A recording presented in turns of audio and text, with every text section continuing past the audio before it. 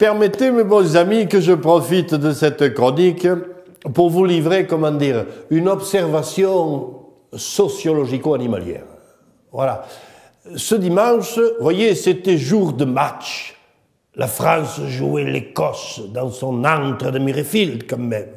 Mais à Limoux, c'était le carnaval. C'est vous dire si j'étais partagé, moi, quant à savoir comment occuper mon après-midi. Alors, pour satisfaire les deux parties de moi-même, je suis allé voir le match à Limoux. Bon. C'était donc le carnaval dans les rues, mais aussi sur le terrain. Paillettes, musique, danse légère, mais à Murrayfield, c'était les Français qui avaient le masque en début de match. Et au Café du Commerce, tu sais, la retransmission avait pris des allures de grand-messe en la cathédrale.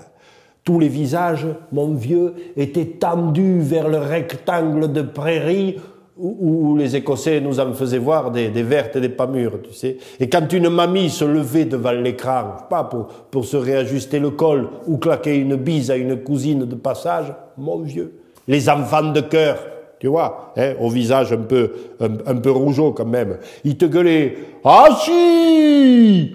Comme autrefois, il n'y a pas si longtemps, on gueulait « Chabat !» Tu vois. Mais dans le tumulte, on ne savait plus trop vers quoi se tournait la vindicte des fidèles. La mamie trop visible ou l'ailier transparent. La mémé trop à droite ou le demi maladroit. Bon, alors l'essentiel du vin de messe avait déjà été tombé quand les farouches porteurs de kilt, là, menaient quand même de 10 points. Chez les mâles de Limoux, on sait ce que c'est que de se soumettre aux jupons. Alors on espérait beaucoup de ce match pour tenter, un coup d'état domestique. L'affaire était mal engagée et la tension palpable.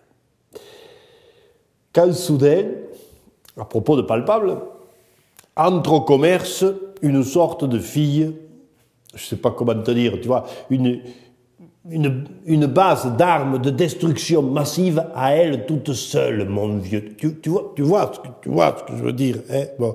Alors, ce qui fait que chez les jeunes hommes, là, plantés à l'angle nord du bar, il y a eu une montée d'hormones, bien aidées, faut dire, par l'arrosage soigneux, qu'elles avaient subi des hormones depuis la veille, bon, voilà. Et à côté, les ovalistes, là, sur l'écran, ils faisaient ce qu'ils pouvaient.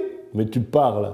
Mes gars, ils se détournaient de ça, ils bramaient, ils beuglaient, hein, et ils buvaient, même, à gouler probablement un peu exagéré, l'enivrant nectar du désir. Adieu, molle, match, tampon et arrêt buffet. En ces lieux de ribauderie audoise, une fille avec 2 ballons attire plus l'attention que 30 types avec un seul.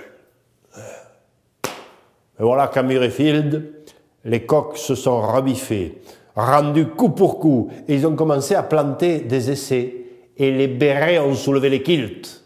Alors à Limoux, les anciens ils ont bombé le torse, les mamies sont restées sagement le cul sur les banquettes, et les casquettes l'ont emporté sur les jupes. Pendant ce temps, à l'angle nord du bar du commerce, la belle refusait l'affrontement. Elle n'entrait pas en mêlée, tu vois. Elle évitait le contact. Bref, en un mot, elle se dérobait. Elle refusait le match. Oh là, les hormones sont retombées lourdement sur le plancher. On s'est mis à l'ignorer. On en est revenu au match. Et les 30 gaillards sont redevenus le centre du monde. Et la belle rebelle s'en est allée, la tête basse, se cacher sous un masque de carnaval. Eh oui, bonnes gens, ainsi va le monde un jour de match au carnaval. Et il faudra se satisfaire de cette morale un peu licencieuse. Même si tu as 2 ballons au lieu d'1, encore faut-il faire des passes. Allez, tenez-vous fiers, restez couverts, et puis vivement le prochain match.